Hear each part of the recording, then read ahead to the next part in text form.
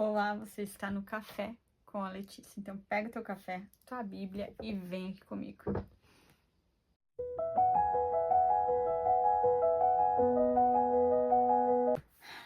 Hoje, vou ser bem sincera contigo. Já fazem umas 2 semanas que eu tô escrevendo algumas cartas bem sinceras assim pra Deus. O que eu escrevo nessas cartas sinceras, gente? É mais desabafo do que outra coisa. Mas ele tem me respondido com tanto carinho. E o que ele tem compartilhado comigo através da palavra, eu quero compartilhar com você. Porque talvez possa fazer sentido para ti também. E hoje, abre a tua Bíblia lá em Romanos 12. E essa foi uma resposta que ele trouxe para mim e que talvez vai fazer sentido ali para tua vida. Acompanhem comigo.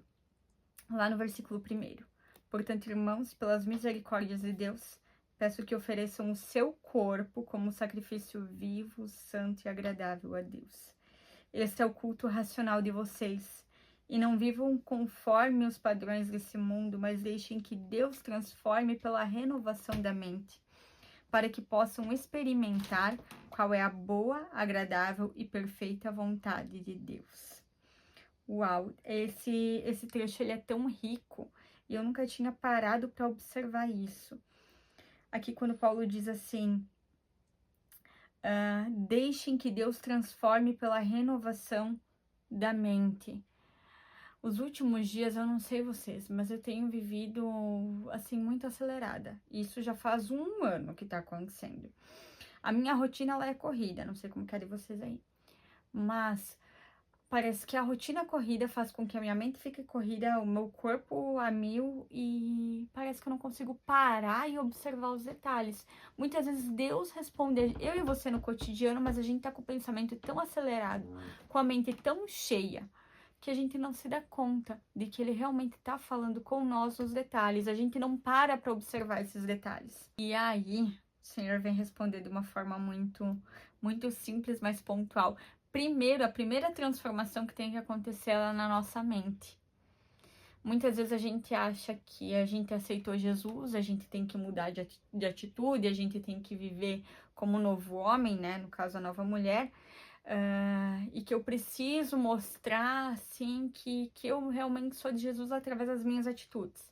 É assim, mas a primeira transformação genuína vai acontecer na nossa mente, na nossa mentalidade. A partir do momento que eu sou filha, eu preciso adotar uma mentalidade de filha. Eu não posso viver mais como uma pessoa que não conhecesse Jesus. Eu preciso mudar isso na minha mente. E a nossa mente é o nosso maior campo de batalha.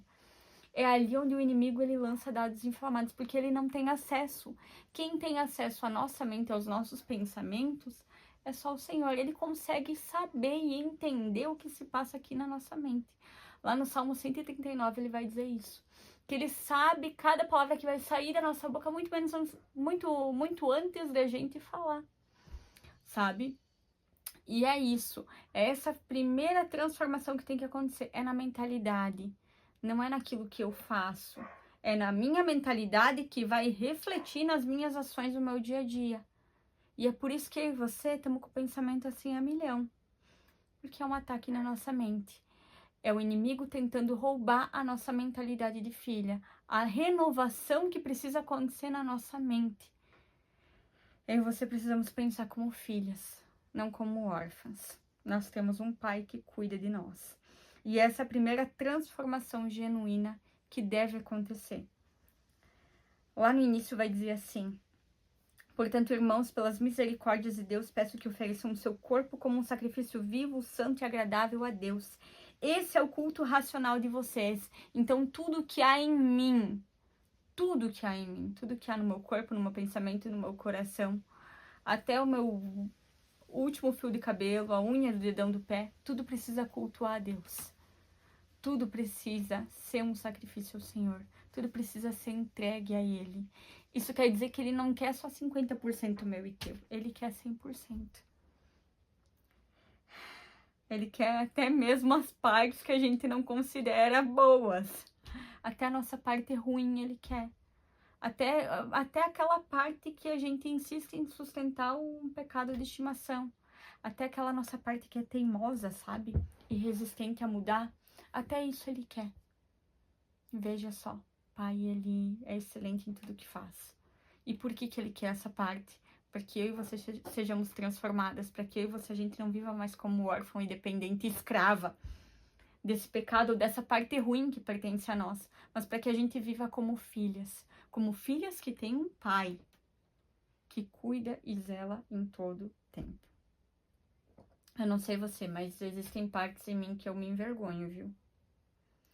Pensamentos que eu me envergonho, sentimentos que eu tenho que eu me envergonho. E Deus quer que isso seja entregue a Ele como um culto racional. Ele quer que isso cultue e glorifique o nome dEle. Então eu preciso me permitir ser transformada através da renovação da minha mente, que vai refletir nas atitudes que eu tenho no dia a dia, que vai me tornar uma filha. Para que eu e você possamos experimentar qual é a boa, agradável e perfeita vontade de Deus. Muitas vezes a gente questiona, a gente fala assim, Senhor, quais são os teus planos? O que o Senhor quer para mim? Porque você também já deve ter ouvido ali na tua vida há muito tempo que o Senhor tem planos para você, que Ele tem um propósito para você e realmente Ele tem. Mas para a gente descobrir isso, não é descobrir, né, a palavra, mas para a gente acessar isso, a gente precisa se permitir ser transformada através da renovação da nossa mente, prestando um culto racional a Deus, oferecendo o nosso corpo, até mesmo as nossas partes ruins, aquilo que nos envergonha, como um sacrifício vivo, santo e agradável, vivendo uma vida buscando santidade, buscando desenvolver um caráter igual a Cristo, buscando desenvolver o fruto do Espírito na nossa vida. E quando a gente para e pensa, Ele nos dá totalmente o caminho e totalmente a instrução para a gente acessar a boa e perfeita e agradável vontade dEle. Só que muitas vezes eu e você, a gente resiste. E isso é natural. Porque o processo, ele dói. Principalmente quando Deus, ele forma uma estrutura em nós. Só que a gente tem que perceber que, assim como a palavra diz lá em Mateus, ele não vai derramar vinho novo em um odre velho. Ele precisa primeiro formar a estrutura para suportar aquilo que ele vai derramar. Para que a boa, perfeita e agradável vontade dele se cumpra em nossas vidas. Então a gente precisa passar por esse processo de lapidação, de construção, e isso dói. E essa é a parte que a gente mais evita, porque dói, porque fere, porque machuca. Ninguém quer ser tratada nas feridas, porque a ferida ela volta a ser exposta e aberta. E muitas vezes o Senhor ele vai resgatar coisas do nosso passado que nos envergonham. Coisas que não foram curadas, tudo aquilo que tá lá na raiz. Sabe, que as pessoas elas não veem. Muitas vezes eu e você esquecemos até que existe, porque tá debaixo da terra, né? Mas que Deus ele vê.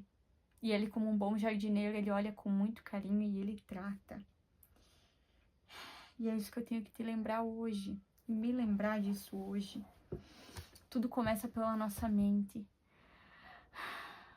Nós precisamos nos permitir que a palavra, aquilo que tá aqui, ó, renove a nossa mente, nosso coração, para que isso reflita nas nossas atitudes, para que a mudança, ela de fato se consolide. Isso é difícil, minha amiga. Esse negócio de crente, ixi, diziam que era fácil, né?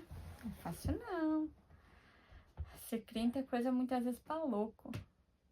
Porque o que Jesus nos pede é muito difícil. É muito difícil. Mas não é impossível. Só basta a gente estar disposto e disponível e querer. O discurso de Jesus, ele vai totalmente contrário ao que esse mundo diz. A como a mentalidade desse mundo funciona. E é justamente isso que o Senhor quer de nós. Que a gente vá contra. Não que a gente pense como as pessoas pensam. Que elas façam, que a gente faça o que as pessoas façam. Ele quer que a gente viva como filhas livres nele, firmadas na rocha que é Jesus, como um verdadeiro templo do Espírito Santo, sendo instruídas, cheias do Espírito Santo, alimentadas por aquilo que vem diretamente da fonte. E é lindo isso, né? Porque isso requer muito amor. que nesse caminho a gente continua errando, e a gente continua se arrependendo e pedindo perdão, e a gente continua. E isso é o verdadeiro permanecer. Ele não disse que eu não erraria novamente, ou que seria fácil, mas ele disse que estaria comigo e contigo. Ele, de fato, está conosco. E isso, a graça dele, nos basta. Isso precisa ser o suficiente para mim e para você no dia de hoje. Se esse vídeo ele fez sentido para ti, se essa palavra ela te edificou de alguma forma, compartilha com alguém hoje. Já deixa teu like e se inscreve no canal. Toda semana tem um novo café aqui comigo pra gente compartilhar um pouquinho mais da palavra e pra gente crescer e caminhar juntas na fé.